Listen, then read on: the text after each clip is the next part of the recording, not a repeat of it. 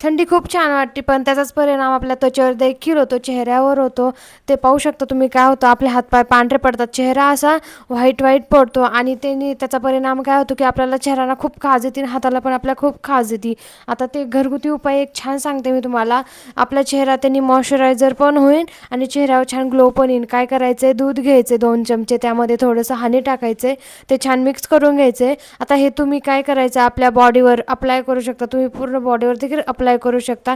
चेहऱ्यावर लावायचं आहे आपल्या, त्यानंतर छान प्रकारे आपल्या चेहऱ्याची मसाज करायची आहे. आता यांनी काय होईल माहिती का, त्या आपल्या चेहऱ्यावर एक छान ग्लो पण येईल आणि आपल्या चेहऱ्याला मॉइश्चरायझर पण भेटेल. काय होतं, थंडीमध्ये आपला चेहरा असा तडकल्यासारखा होतो आणि तडकल्यासारखा होऊन तो असा पांढरा पांढरा पडतो. म्हणजे आपले सगळे डॅड स्किन असतात ती सगळी चेहऱ्यावर आपल्या तशीच राहते. त्याने काय होतं, आपल्या चेहऱ्याला खूप खाज येते आणि मग काय तो आपला चेहरा अजून खराब होतो. त्यामुळं हा एक खूप छान उपाय आहे आणि माझा डेली रुटीन शेअर करते.